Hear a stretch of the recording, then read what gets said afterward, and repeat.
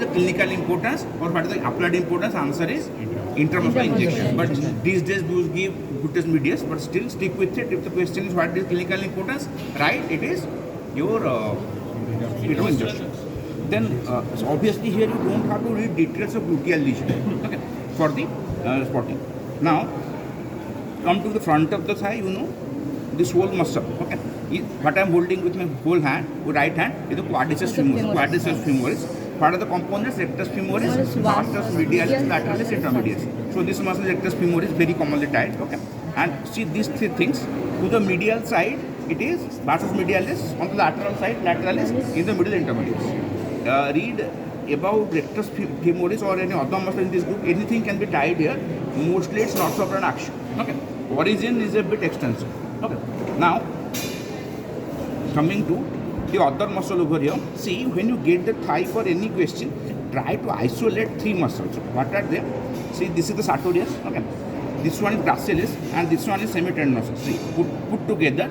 Always try to isolate these three muscles. It is SGS. In front, sartorius. In the middle, gracilis. Behind, semitendinosus. If you can't isolate these three, then it is going to create a lot of problems. First, get hold of these three. Okay. So here, sartorius is a very commonly tied structure, and read everything about it. And remember, people usually write it is flexion over one joint, extension over the other. No, it is double flexion. It flexes it, but flexes no. Also read its length, 18 inches. It is a strap muscle. Okay. So read everything about sartorius. Okay. This is also very common short loading theory. Then what else you get here? See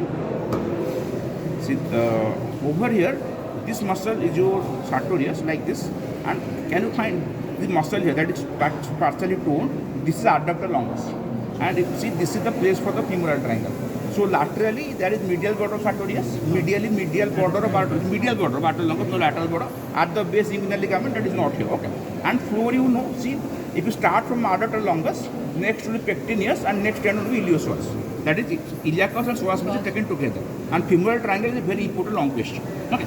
So here what you get, any of the structures can be tied. So see, the mnemonic is vein artery now. First you get the vein medially, then to lateral side artery and now. Okay. So see over here, what you can find the arrangement. Two things are here. Okay. If you see this is this bunch will be okay.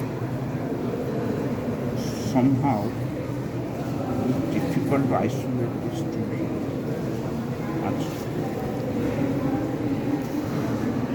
Again seems okay. These two things. Okay. Mark this thing. Okay. See this one. This looks a bit bluish discoloration. Okay. And mark this structure. That is totally white. Okay. So what you get here, this is the vein. Okay. And femoral vein, this is the femoral artery. Okay. So if you are getting any problem, toss the thin wall will be vein, thick wall will be artery. Okay. And then here you see this bunch is femoral now. So this is in this state of power preservation, and you get it in this pattern. So it is usually sometimes very easy to identify from the location, but or the position of the artery and vein. But if it is cumbersome, palpate the two. Thick wall will be artery, thin wall will be vein. Don't go by the color. Don't assume that vein is bluish color and artery is light colored. Okay. And for the vein, read two the tributaries, the only two, profunda femoris and great saphenous vein. Then read about femoral artery branches, but that is what they ask. Okay. Or read about the branches from the nerve and the root value. Root value of femoral nerve is L234, and branches is like this: branches from the trunk, branch from anterior division, and branch from posterior division. Okay. So this is in nutshell about the femoral triangle. Now, if you see the muscles of the back, see, you know the hamstrings. Okay. Hamstrings are 4 in number. Name them. Semitendinosus. Try to get the rest 3. See, this muscle half is like a tendon. So it is semitendinosus. This muscle, what I am holding. And beneath that, this muscle half is very thin like a membrane. So it is semimembranosus. And this muscle nearby here is magnus, adductor magnus. Okay. And here you get the sciatic nerve, that is also commonly tied. They either acts at root value L45 base 1 2 3, or its branches, tibia and common peroneal. Okay. Now hamstring can be a question in the theory. Okay. Then the medial compartment, what you see here, see, there are many descriptions of muscle, but what you can mainly identify here, see, this muscle over here is longus. Then can you find this short muscle, that is brevis? This large muscle is magnus. Longus means longer, brevis means shorter, magnus means larger. No, see, longus means longer. Okay. brevis is shorter, how short it is, magnus is larger. Okay, and one of the components over here is gracilis. Okay, but the other you can't find here in the dissected or that is in the disarticulated specimen. So what we have covered now, any of the three compartment can be window. Front of the thigh or femoral triangle can be a window. If front of thigh is a window, femoral triangle is included. Okay, then this is your medial side of the thigh is a window and back of the thigh is a window. Okay, then you go to the popliteal fossa. See the it can be full window and see the components for the boundaries. Okay, so see over here laterally this is biceps femoris superiorly and laterally, superomedially semitendinosus, semimembranosus. Inferolaterally, this muscle is your lateral gastrocnemius. Plantaris is have they dissected it here? Okay, they have dissected. They have not. See, the plantar is over here. Let me separate it. See this muscle over here. What I am holding. Okay, this muscle is plantaris. You can find. Let me clear it. You can find a short belly here. Okay, what I am holding forceps and a long tendon. Okay, so this is vestigial muscle. Maybe absent also. Okay, and abscess is not unusual. Okay, it may be unilateral, bilateral abscess. So then medially there is medial gastrocnemius, infralaterally that is plantaris and lateral gastrocnemius. So this is the gastrocnemius two heads. From topography you can tell which one is medial, which one is lateral. Okay, then in the floor what you get is mostly theory. Okay, that you don't get to show. So that you can tell us posterior part of the lower end of femur, posterior part of the lower end of tibia, that of the popliteal ligament, capsule of the knee joint, like that. Okay, and see over here the structures with the main content can be tried. See, there is a lot of mnemonic N, V, A, V, A, N. If you remember them well and good, but for practical, what you need to know the deepest structure with the artery. Okay, this is the popliteal artery. Superficial of that we get the popliteal vein, and most superficial are the two nerves. Okay. This is tibial, this is common peroneal. This is tibial nerve and this one is common peroneal nerve. Okay. So anything can be tried. If they try popliteal artery, they ask the branches, because mostly they ask what are the terminal branches, that is anterotibial artery, posterior artery. Similar popliteal vein, they can ask the tributaries. You can write the same as artery but replace with them vein, anterotibial vein, posterior vein. And remember, great saphenous vein drains into femoral vein, but short saphenous vein usually drains into popliteal vein. There can be variation. Books write, see the short saphenous vein can also go to that femoral vein, but remember the standard thing, great saphenous vein drains into femoral vein and it is accompanied by saphenous nerve. Short saphenous vein drains into popliteal vein and it is accompanied by caudal nerve. This is the subject matter of many 2 mark questions. Okay. Now, so sciatic nerve. see, this is the middle tibial nerve, this one, and what goes laterally the common peroneal. Tibial nerve and this is the common peroneal nerve. Okay. Now coming to the back of the leg, so popliteal fossa can be full window question also. From the back of the leg, see this is the gastrocnemius and soleus. So this is the gastrocnemius. This muscle is soleus. Then over here, if you see the soleus muscle. Okay, see the soleus muscle. Okay. Now it is ending in an oblique line here. That is actually origin. So above that, the muscle is popliteal. So once you get hold of soleal line on it and below it, it is muscle soleus. Above the soleal line, muscle is popliteal. See here, the popliteal is covered by fossa. You can provide the structure. It's a fossa covering popliteal muscle. Okay.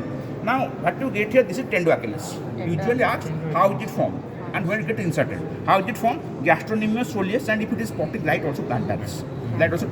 Okay. Because plantaris, some of the teachers may differ in the viva, but you get only one chance in spotting, or theories to write everything. Gastrocnemius soleus plantaris. Okay. And its insertion is asked, that is to middle part of posterior surface of the bone, calcaneus. Okay.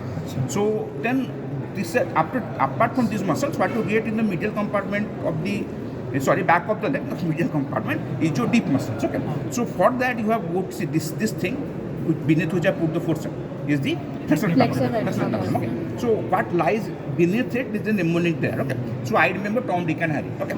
So T for tibialis posterior, T for flexor digitorum longus, and A for artery of this compartment, that is posterior tibial artery, N for nerve, tibial nerve, then Harry, H for flexor hallucis longus. See, it is the posterior compartment or flexor compartment. So everything here either ends in posterior or starts with flexor. Okay. So see, the first muscle is your tibialis posterior. So go to medial malleolus immediately behind it. This thing is your tibialis posterior.